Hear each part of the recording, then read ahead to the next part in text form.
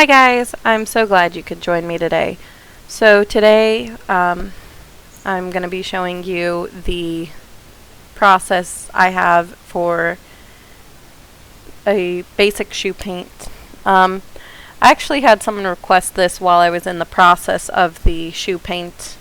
So this isn't from the exact beginning, but I'll go over the process so you guys can try and follow along for yourselves.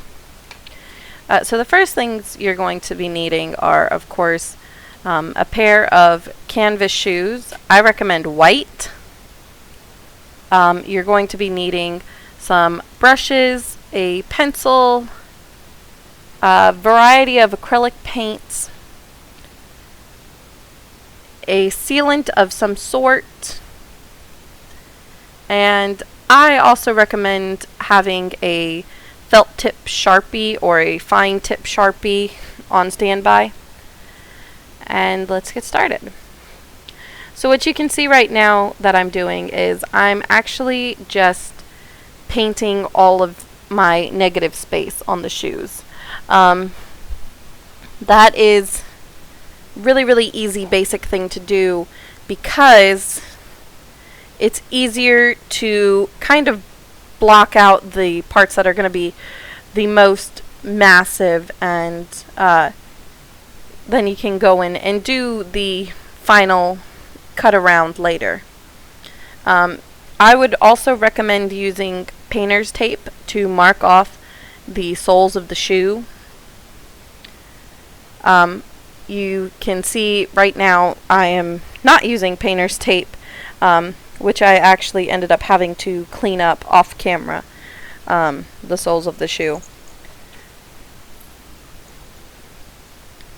So the first shoe I start off with is Oogie Boogie. He is the more fun shoe to do as he has more colors.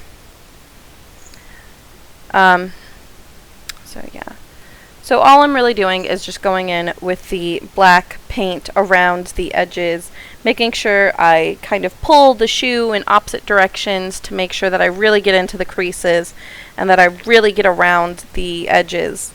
If you make a mistake, you can try and kind of scrape it up with your nail. If you get it on part of the design that you don't want, it's okay.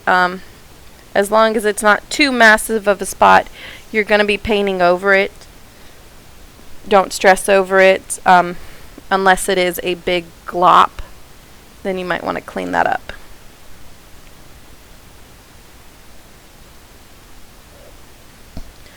Okay, so I'll go ahead and talk about how I got the design on the shoe.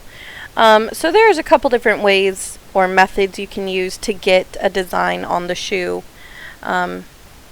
There is the most practical and the most common way, which is to freehand your design on your shoe.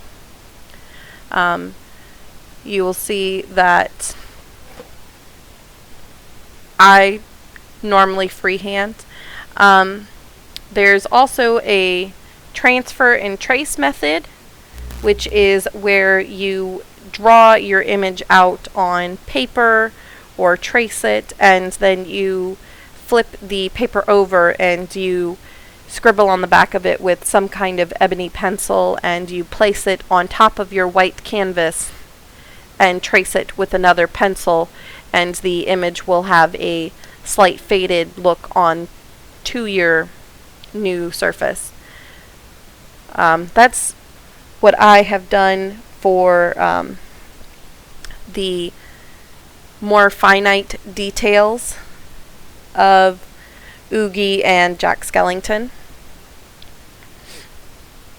And I've actually, on the sides, I completely freehanded the bugs, which are on the sides of the shoes, and on the back I've done a classic Oogie Boogie Gambling Man die. So yeah. And the last method also is a complete trace. So that is for those of you who aren't very gifted with a pencil, you can use this method where you draw out your image, or you trace your image on paper, and then you cut it out, and you place your stencil over top your shoe and you trace around it, and you go back and you cut the more fine details, so that way you have an exact image that will reflect on your shoe.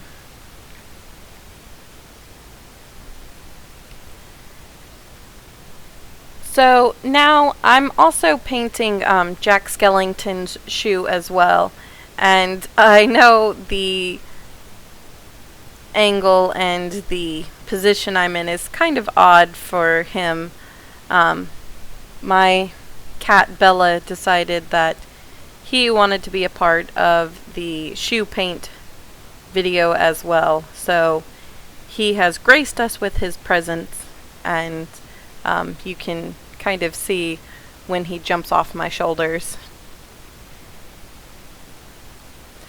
And as you can see, I'm really trying to get in around those little eyelets by the shoelace and really get in and around the seams. Like I said, I really wanted to make sure that I had really, really good coverage for the shoe, because you think about it, and those are parts of the shoe that are eventually going to be exposed through wear and tear. And there were a lot of points where I would kind of stop and I would take the shoe and pick it up like you just saw there, and I would evaluate and look at the shoe and see maybe I need to rework it, or maybe I need to put a little more paint in this one section, or press a little bit harder, or maybe I've missed a spot. There were lots of in-between takes, and there were lots of things that I did off camera just that were a little boring, or I just kept going over the same section because I couldn't really see it as well as I would have liked to. So now what you're seeing is I am preparing my palette and getting ready to paint Oogie Boogie himself. And as you can see, I'm using probably 2, 4, 5. Oh wow, I'm using more colors than I remembered. And I have all these colors just because I really wanted to get a good shade range, and I really wanted to kind of experiment and see what shade I needed for Oogie. I knew I needed at least 3 shades. I needed the main shade, I needed a highlight and a shadow, which you saw me make. And I'm just going in right now with the basic shade, and I'm using several different brushes. I'm using this little flat square brush to get the basic coverage on the shoe, and I actually have 3 or 4 pencil brushes that I use to go in and add my highlight and my shadow, and I will actually blend with the square brush or a third dry brush if it gets a little too wet. And I really want to get all the basic coverage, and I'm using all of my pencil points. I'm not trying to get too close to them, so that way I can still see where I need my highlight and shadow. I don't want to block it out completely. Then I'll have to do it from memory or freehand, and that's just a little too risky for me. This project is something that was really, really important, and I really wanted to make sure I did it well, so I didn't want to risk messing it up. And as you can see, I'm actually starting to add in some of the highlights because I like to work it all together at multiple times. You can see the highlight and the shadow starting to come in around his mouth. That way it's a little bit easier when you're working with wet paint rather than trying to lay a highlight on top of dry paint. You don't have the wet paint to kind of blend into, or to go over if you need to clean up any mistakes. And actually, while I started filling in Oogie's mouth, I realized that I no longer wanted to do the flat back, or excuse me, the flat black. And I went over it with the shadow color because I thought it gave it a little bit more dimension and it made it look more like the classic claymation style. And there are several different ways you could paint Oogie. As you can see, I'm using this very bright neon-y green color, which is very much the merchandise or the cartoony Oogie that you see in shops and stores. However, in the traditional movie, he was very, very much a potato sack brown, except for when he was in his lair. And I thought the colors he had in his lair was just so much more interesting, and it made more for a standout, really impressive shoe. And I try and get as close to the toe and everything as possible around here, which is why I just showed the toe directly in your face. And as you can see, I'm still adding highlight and shadow. I don't know how well the lighting reflects it. I know that the highlight looks pretty white at some angles, but it is actually a very yellowy highlight. I really wanted to give him that look of having the black light effect on him, or that glow, that neon-y glow he had deep within him. And I'm still just working on it, playing with the lighting as I go. You gotta bear with me, I do apologize. I am still trying to figure this out. But I'm really getting happy with the way it looks, and you can see that I started to work in his seam work, which my method for seam work is the same method you should have for contouring your face or doing any kind of painting.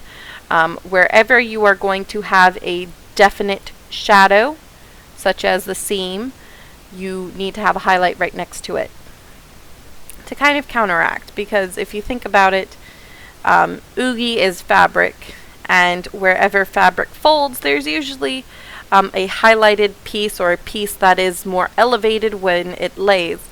So that's why I have the highlights on his arms.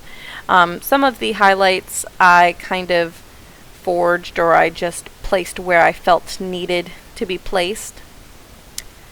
And you can see I'm doing his little stitches, and again adding more shadow where I felt needed. His stitches you can actually do with a felt tip marker or a pen or a Sharpie afterwards. I would not recommend doing that before you have painted the shoe, because the Sharpie or the marker is going to bleed and it can damage your shoe. With the paint on, it makes it so that it's not bleeding directly into fabric. It just kind of lays right on top of a plastic acrylic base. So it's a little bit safer when you do it that way.